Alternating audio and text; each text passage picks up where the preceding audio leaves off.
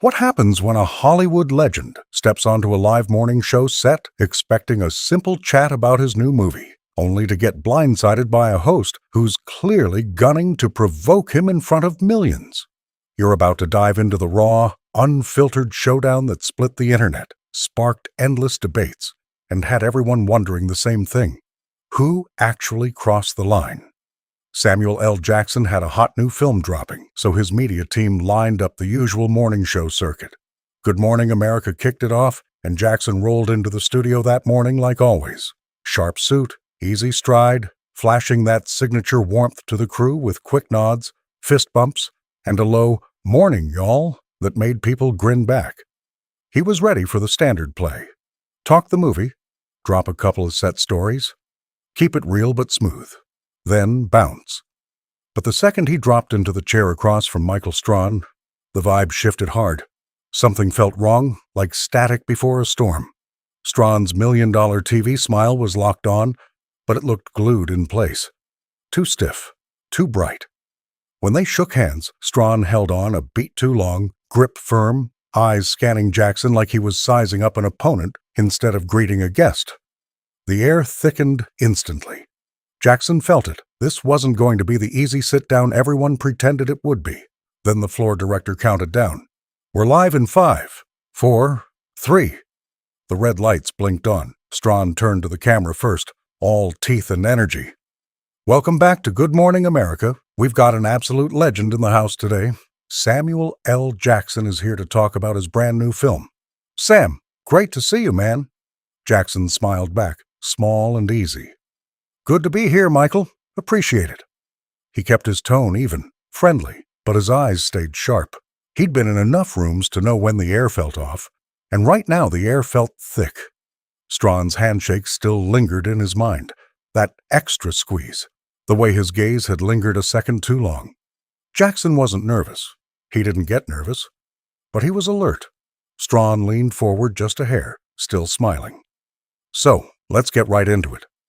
Jackson nodded once, ready for the movie talk. But deep down he already knew this wasn't going to be the easy sit-down everyone expected. Not even close.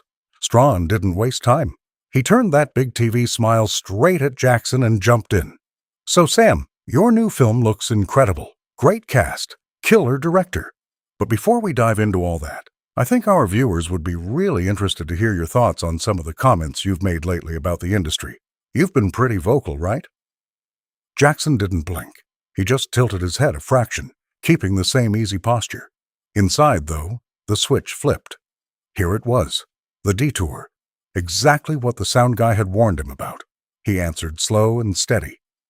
"I was told this was about the film, Michael. That's what the producers and I agreed on. Talking points were clear. The movie, the story, the people who made it. Nothing else." Strahan chuckled like it was no big deal, but his eyes sharpened. "Come on, man, we can talk about both. You're Samuel L. Jackson. People don't just want the promo, they want to hear from you. And you've been out there saying some strong stuff. Some folks might call it aggressive." There it was. The word landed like a jab. Jackson let it hang for a second, then he repeated it, drawing it out slow, almost tasting it.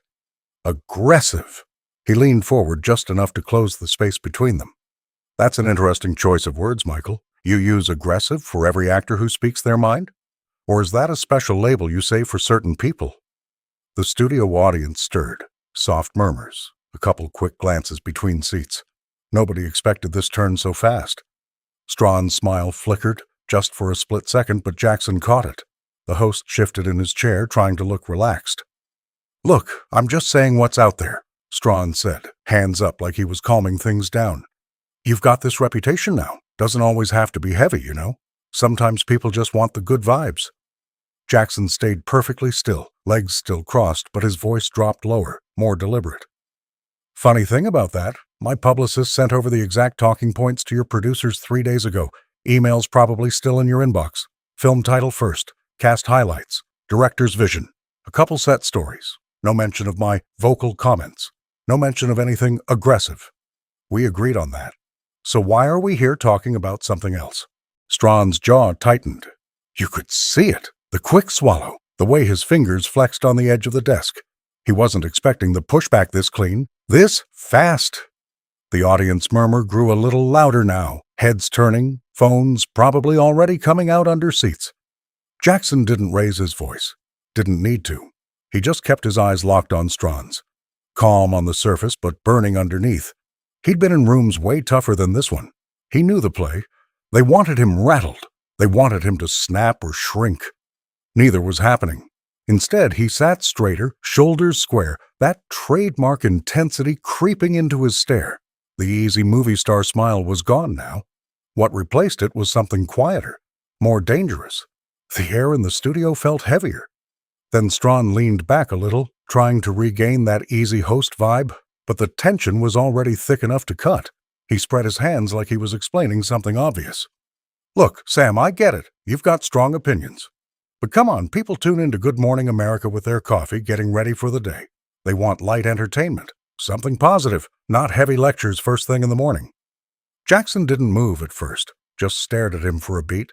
Then he leaned forward slowly, elbows on his knees, voice low but carrying clear across the set. So, you're telling me your audience can't handle anything deeper than surface-level fluff? You think they're too simple to process an honest conversation while they're eating cereal? Because if that's what you're saying, Michael, then maybe you're the one underestimating them, not me. The words landed hard. A ripple went through the studio audience. Soft gasps, a few heads nodding, others shifting uncomfortably. Strahan's smile tightened into something thinner. He opened his mouth, but Jackson wasn't done. Let me tell you something real quick, Jackson said, his tone dropping even lower, more personal. 5 years ago, I was on a big studio picture. Huge budget, A-list director. We're shooting a key scene. I prep for weeks. Lines, blocking, everything. Day of, they pull me aside. Sam, we're going to cut you from this one. Doesn't fit the image we're going for. That's it. No explanation. Just not the image. I stood there in full makeup and costume, looking at a set full of people who suddenly couldn't meet my eyes. That wasn't some abstract industry issue.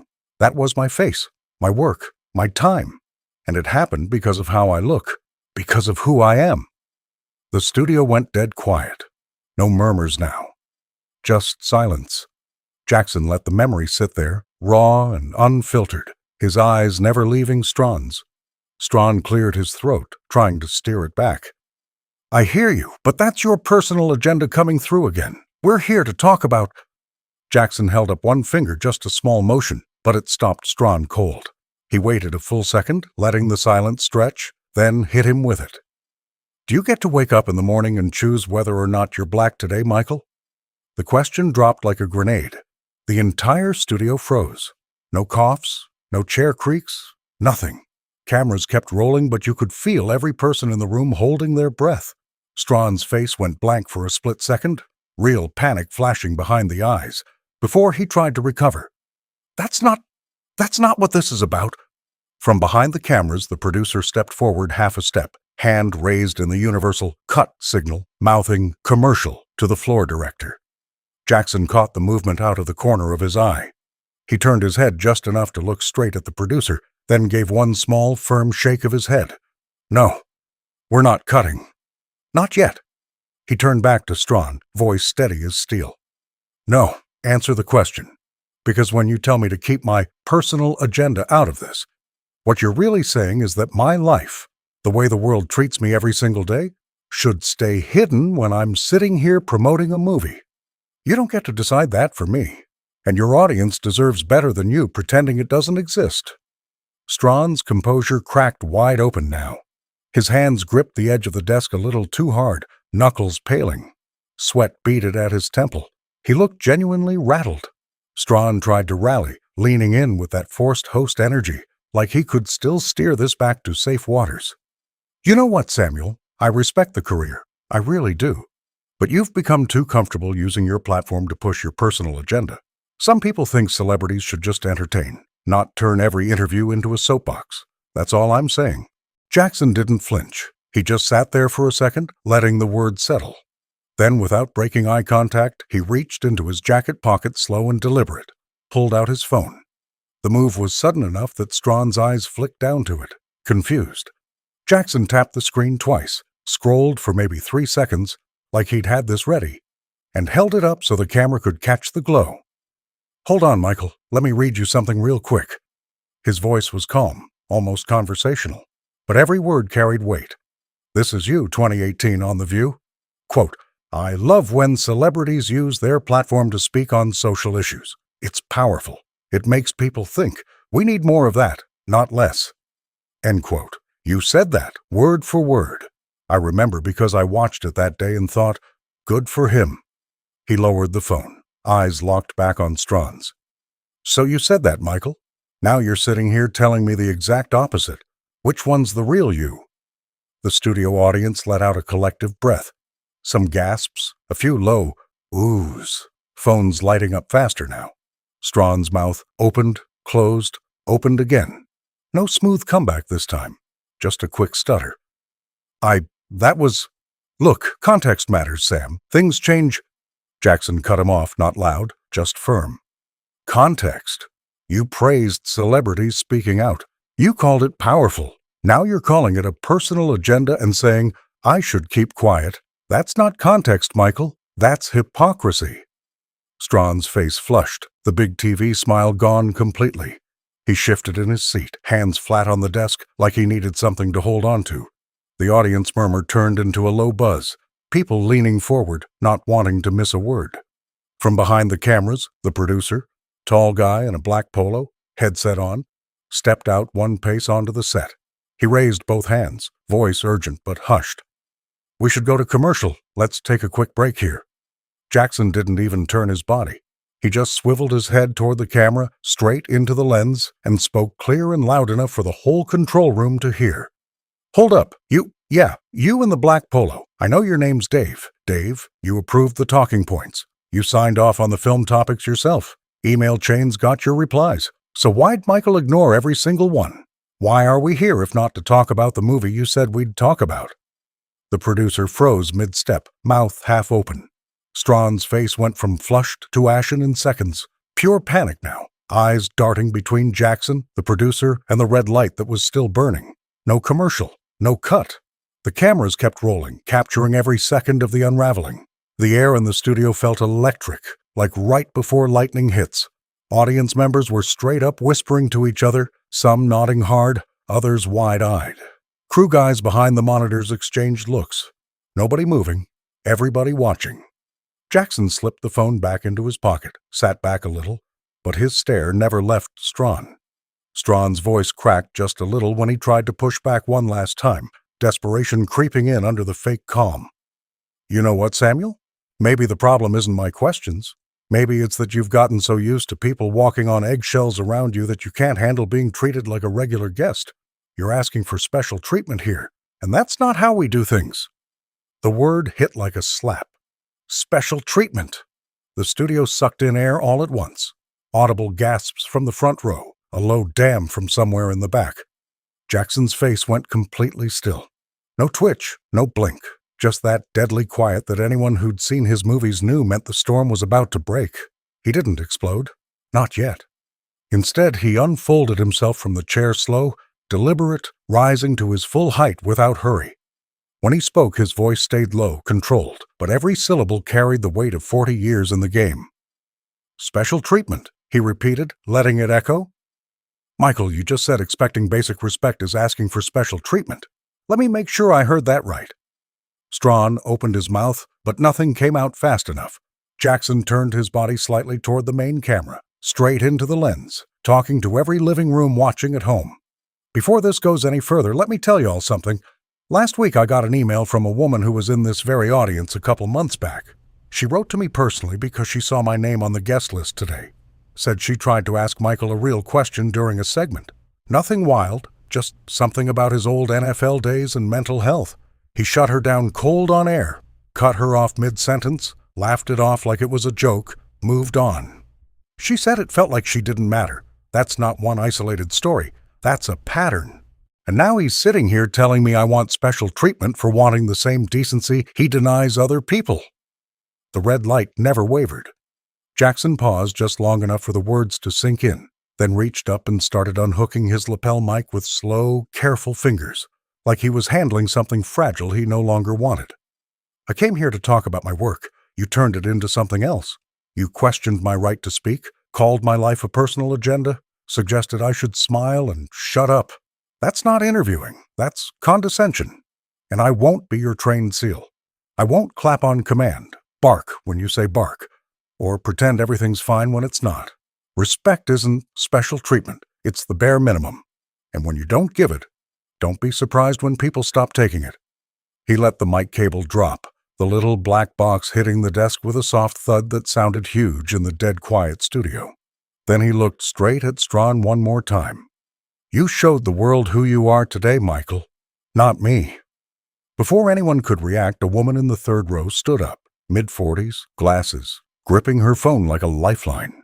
Her voice cut through the silence, loud and clear. He's right. That broke the dam. Applause erupted, not polite claps, but real rolling thunder from half the audience. Then more, spreading row by row. People were on their feet now, cheering, some shouting, "Yes, and tell 'em, Sam." Phones were up everywhere, recording. The energy flipped in seconds from tense to electric. Strahan sat frozen, eyes wide, mouth half open. His hands hovered uselessly over the desk like he didn't know what to do with them. The big confident host was gone, replaced by a man watching his own show turn against him in real time. The producer was gesturing wildly from the wings, but nobody was listening. The cameras kept rolling, catching every second of the chaos. Jackson set the mic down on the desk with a deliberate click that cut through the applause like a gavel. He turned fully to face Strahan one last time, eyes locked, no anger flashing, just cold, final clarity. You showed everyone exactly who you are today, Michael, not the host, not the interviewer, just you. Strahan's face crumpled. The polished TV persona was gone. What was left was a man staring at the wreckage of his own segment. He leaned forward, voice cracking, hands out like he could physically pull this back. Samuel, wait, don't do this. Not on live TV. Come on, man, we can fix this. Sit down, please. Jackson paused mid-turn, one foot already angled toward the exit. He stopped long enough for the plea to hang in the air, then spoke quiet, almost soft. But every word landed heavy. Those days are over, Michael. He didn't wait for a reply. Instead, he pivoted back toward the main camera, straight into the lens, talking to the millions at home like they were the only ones in the room. Listen, sometimes you have to walk away to keep your dignity, and I just did. The words were simple, but they hit like a mic drop without the mic. No preaching, no extra flair, just truth, raw and final. He gave the camera one small nod, the same kind he'd given the audience earlier, then turned and walked. The set lights caught the back of his suit as he crossed the stage. No rush, no dramatic flourish, just steady steps toward the wings. Behind him, Strahan sat frozen in the chair, staring at the empty spot where Jackson had been. His mouth moved once or twice, but nothing came out. The big confident smile was history. The producer burst onto the set from stage left, headset swinging, face red, waving both arms like he could stop time. Michael, we're still live. Say something. Cut to commercial. Cut to. But the words died as he realized it was too late. The damage was done. The red light was still on, cameras still rolling, and the control room had no quick fix for this. The audience exploded. Half were already standing. Now the rest joined. Cheers rolled into a full roar, claps turning to whoops, people shouting, "Sam!" and "Tell the truth." Phones stayed up, capturing every second. A couple crew guys in the back exchanged looks, disappointment plain on their faces as they glanced at Strahan. One shook his head slow, like he couldn't believe what he'd just witnessed. Strahan finally looked up at the camera, eyes glassy, voice barely above a whisper. We'll be right back. But the words drowned in the chaos. The applause kept going, echoing off the rafters as Jackson disappeared behind the curtain. The studio lights felt brighter, hotter, the air thick with the kind of energy that only comes when something real just happened on live television. And just like that, the interview was over, not with a fade out or a laugh track, but with a walk that said everything words couldn't.